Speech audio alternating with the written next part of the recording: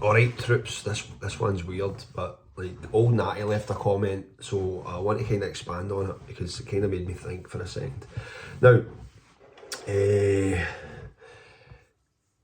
nowadays, with particularly like muscle building training, hypertrophy training, it's geared towards like using machines. Everybody's using machines now because machines are seemingly they're more stable, they get the same results. So if there's more stability, then you can really focus on like moving the weight practically without bringing other external factors into play and getting better results. That's the thinking behind it, okay?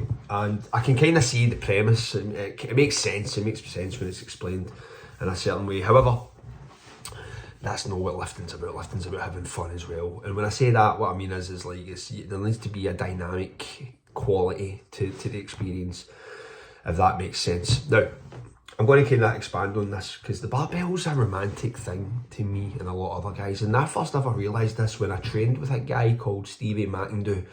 Right, I made a mention of this guy in my comments on Instagram.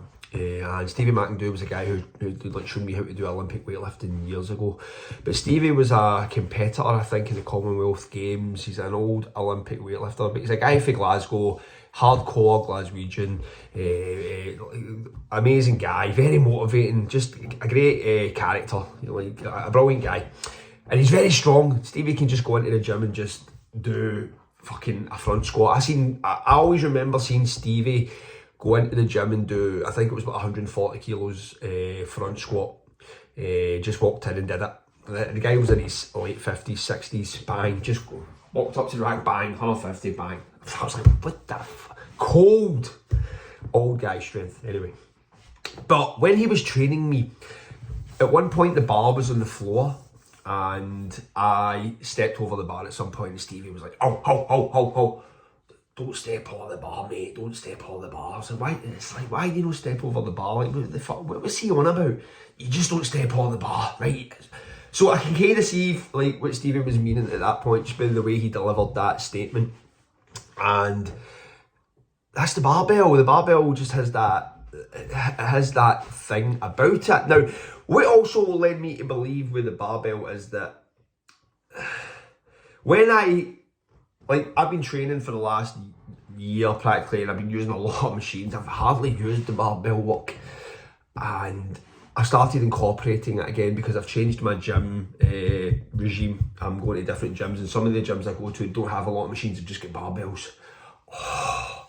Anyway, the barbell is fun. It's fun. No one gets into, like, most people don't get into lifting through using machines. It's when they experience the barbell, they go, right, this is enjoyable. That's what makes weights enjoyable, is when you start bringing the barbell work into it.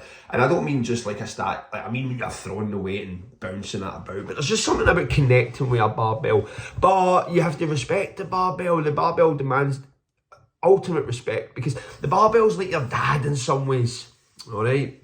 Like, you grow up with your dad, you think your dad's the best thing in the world. Oh, my dad. But then as you start to move into like the teenage years, even young adulthood, you probably start to get a bit of distance between you and your dad because you're starting to make your own way in the world and you don't want to be hanging off someone else's coattails, that degree of independence, so you start to do your own thing.